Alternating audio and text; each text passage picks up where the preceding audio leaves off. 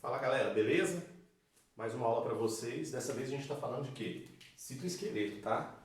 Ó galera, para quem gosta de entender as palavras, cito, célula, esqueleto, elementos que estão ligados à sustentação da célula, tá? Dessa vez a gente vai para dentro. Ao invés de a gente ficar falando da organela, como nas aulas anteriores, a gente vai para dentro da célula. Vamos lembrar? A célula tem um espaço interno que é preenchido. Esse espaço é conhecido como citoplasma, tá? Bom, uma boa parte do citoplasma é preenchida pelo citoesqueleto. O citoesqueleto, pessoal, é um arranjo de fibras proteicas, tá? Algumas fibras são bem fininhas, outras são bem grossas, tá? Eu vou te ensinar a identificar essas fibras. É uma aula um pouco complicada, você vai ter que abrir sua mente, usar sua imaginação, porque a gente está lidando com fibras de proteínas. É difícil enxergar ou representar isso na lousa de biologia. Mas vamos lá que a gente consegue.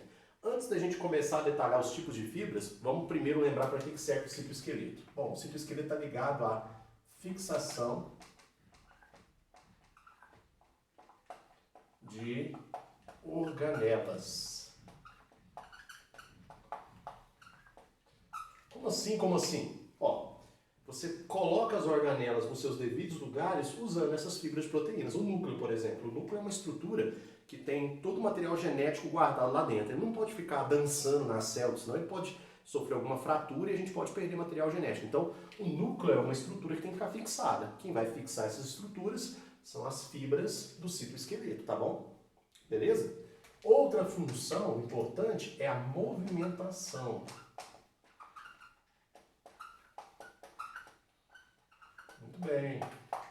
Se a célula tiver que realizar algum movimento, vamos lembrar lá das amebas? As amebas são aqueles protozoários que realizam aquelas projeções celulares chamadas de pseudópodos ou falsos pés. Essas projeções celulares, elas são desenvolvidas pelas fibras do citoesqueleto. Então, sem um citoesqueleto elaborado, a célula não conseguiria se mexer. Ela não conseguiria montar aquelas projeções, nem realizar a captura de alimento, como eu expliquei para vocês numa aula anterior, ok? E por fim, pessoal, a gente pode ter também aqui na verdade, talvez um dos pontos mais importantes, a sustentação.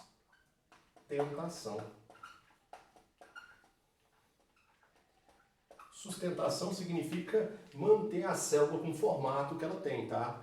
Deixar ela organizadinha, dar uma forma para ela, como ela tem que ser, ok? Aqui eu coloquei uma célula meio globular, mas existem células com formatos bem diferenciados por causa do citoesqueleto. Então, rapidinho, fixação de organelas, mantém as organelas posicionadas no seu devido lugar. Isso é muito importante quando se trata do núcleo, tá? Para o núcleo não sofrer nenhum tipo de fratura e a gente perder informação genética. Movimentação, se a célula tiver que realizar algum tipo de movimento ou mesmo passar uma estrutura de uma direção para outra, a gente vai fazer isso usando as fibras do citoesqueleto que eu vou mostrar para vocês daqui a pouco. Sustentação, mantém a célula organizada com o formato que ela tem, tá? Algumas células são ovais, outras células têm um formato filamentoso. Isso se deve por causa do citoesqueleto, ok? Agora vamos identificar os tipos de fibras. Identificar aqui os tipos de fibras que compõem o citoesqueleto. Gente, são várias proteínas fibrosas envolvidas. Eu coloquei aqui as principais para vocês, tá? Então, pega leve. Quem tem ânsia por detalhes, não é uma aula que envolve muito detalhe, então é uma aula mais focada na preparação de vocês para os exercícios de vestibular, ok? Então vem comigo. Bom, o primeiro tipo de filamento que a gente vai encontrar em abundância, são esses filamentos fininhos aqui, ó, que eu estou representando por pontinhos. Esses, então, são filamentos finos.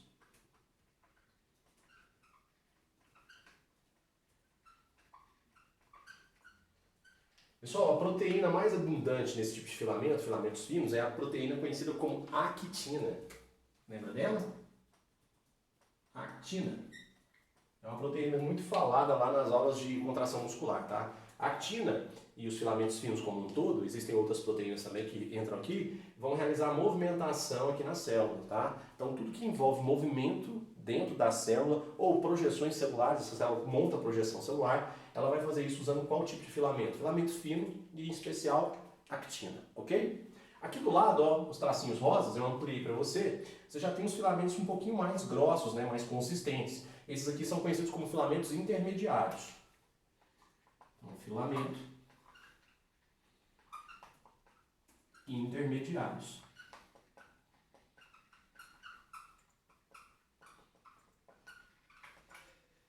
Os filamentos intermediários, eles estão ligados, pessoal, à sustentação, tá? Mantém a célula com o formato que ela deve ter. Eles ficam muito associados aqui, ó, à membrana celular, tá? Inclusive, na aula anterior, eu falei de uma estrutura chamada de desmossomos, lembra disso? Os desmossomos internamente, eles apresentam esses filamentos conectados. Filamentos o quê? Intermediários. A proteína que se destaca aqui é a queratina, aquela proteína que a gente usa para montar pelo, unha, pena. Então a proteína que se destaca aqui é a famosa queratina.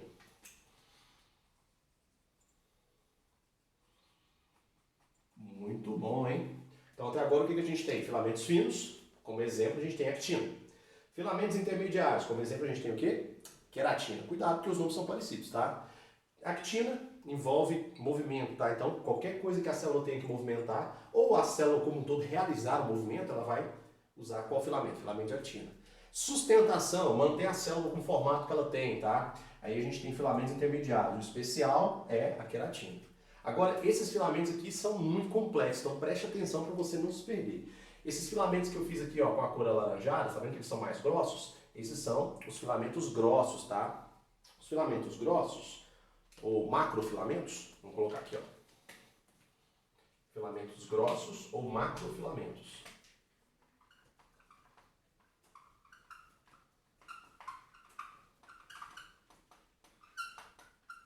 Coloquei macrofilamentos, que é um nome mais gourmet, ok?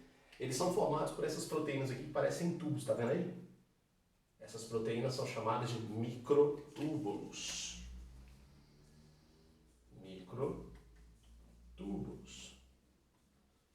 Muito cuidado, porque isso aqui vai aparecer muito nas aulas de divisão celular e moçada. A gente vai falar muito desses microtúbulos. Aí, preste atenção para você ver. Ó. Se eu pegar aqui um pedacinho do microtúbulo e ampliar para você ainda mais, você vai ver esses pontinhos laranjados, tá vendo? Esses pontinhos laranjados são as proteínas que se polimerizam, se unem, elas se organizam para montar um microtúbulo. Essas proteínas são chamadas de tubulinas. Então, cada proteína dessa aqui a gente chama de quê? Tubulinas. Então, vamos devagar. As tubulinas vão se organizar para montar uma espécie de cilindro, uma proteína que tem a cara de um cilindro. Como é que é o nome dessa proteína? Microtúbulo. Ok? Beleza. Para que servem os macrofilamentos ou microtúbulos? São os macrofilamentos que vão posicionar as peças no interior da célula, dentro do citoplasma, tá? Vão colocar cada organelo no seu devido lugar e qualquer mudança na posição das células, a mudança tem que envolver o trabalho desses macrofilamentos, ok? Esses macrofilamentos também eles vão participar lá da distribuição dos cromossomos durante as divisões celulares, ok? Agora vamos para a parte mais chata da aula, preste bastante atenção. Você está vendo que aqui, ó, perto do núcleo, eu coloquei aqui tracinhos em perpendicular? Eu peguei esses tracinhos e coloquei em evidência aqui para você. Então, eu trouxe esses tracinhos para cá, para ficar aqui em evidência. Isso que você está vendo é uma estrutura formada por membrana e filamentos, tá? Chamamos essa estrutura de centrossomo. Isso é comum em células animais, pessoal. Células vegetais não apresentam essa estrutura chamada de centrossomo, tá? No interior, você está vendo aqui, ó, dois tubões em perpendicular, tá vendo? Esses tubões em perpendicular aqui formam o que nós chamamos de centríolos, tá?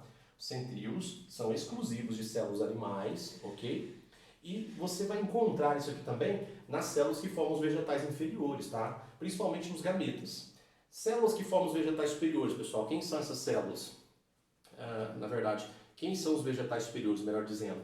São plantas como briófitas e pteridófitas. São plantas que durante a reprodução utilizam células flageladas. Os gametas têm flagelos para realizar a reprodução. Os vegetais superiores são vegetais que não usam mais células flageladas para reprodução. Seriam as gimnospermas e as angiospermas. Muito cuidado com isso, tá? Bom, para que serve o centríolo, pessoal? Primeiro, como é formado o centríolo? O centríolo ele é formado por vários microtúbulos. Bom, você está vendo que está na perpendicular? Imagina que você veio e olhou aqui por cima.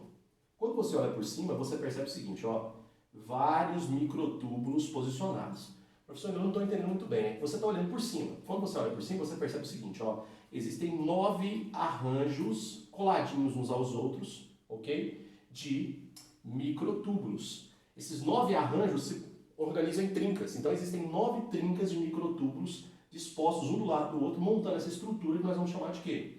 Centríolo, tá? Então existem 9 trincas de quê? Microtúbulos. Ô professor, para que serve centríolo, para que serve centrossomo? O centríolo e o centrossomo estão ligados à construção de expansões celulares conhecidas como cílios e flagelos, ok?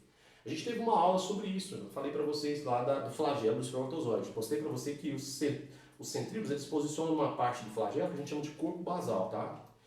Os centríolos e o centrossomo vão formar o que nós chamamos de áster, que é uma estrutura que vai aparecer lá nas divisões celulares. Quando a gente for falar de mitose e meiose de célula animal, eu vou construir o áster para você, tá? Basicamente, então, a gente vai usar essa peça aqui, chamada de centrossomo e centríolo, para processos de divisão celular e para montagem de expansões como cílios e flagelos, beleza? Bom, vamos fazer uma revisão rápida para a gente encerrar essa parte e dar prosseguimento aos nossos estudos. Então, hoje a gente está analisando as fibras que compõem o citoesqueleto. Para que serve o citoesqueleto? Fixação de organelas, movimentação e sustentação. Bom, existem 3 grupos de filamentos proteicos que montam o citoesqueleto. Filamentos finos, filamentos intermediários e os macrofilamentos ou filamentos grandes, tá? Os filamentos finos são representados principalmente pela proteína actina. Estão ligados à movimentação. Então, quando a célula tem que realizar algum movimento, ela usa esse tipo de filamento. Os filamentos intermediários estão ligados à sustentação, manter a célula com o formato que ela tem. O principal exemplo é a queratina. Já os macrofilamentos estão ligados ao posicionamento das peças dentro da célula e também estão ligados diretamente às divisões celulares, na distribuição dos cromossomos durante a mitose e durante a meiose. Bom, a principal proteína são os microtúbulos, e os microtúbulos são formados por proteínas menores que se organizam, chamadas de tubulinas, ok? Aqui, ó, próximo ao núcleo da célula, você vai encontrar uma estrutura, uma organela diferenciada, formada por filamentos e membrana, que nós chamamos de centrossomo. O centrossomo tem no seu interior uma peça importante chamada de centríolos, que você vai encontrar em células animais e em células especiais de vegetais inferiores, gametas, tá? Para que servem os centríolos? Os centríolos vão formar cílios e flagelos e vão coordenar os processos de divisão celular, porque eles montam o áster lá na mitose e na meiose, ok? E do que é formado o centríolo? O centríolo é formado por 9 trincas, tá? Dispostas uma do lado da outra de microtúbulos, ok? Espero que vocês tenham gostado. É uma aula simples. Não tem tanto detalhe e vocês não precisam se preocupar muito com isso, porque são poucos exercícios que exploram essa parte, mas tá aí. Obrigado, tchau.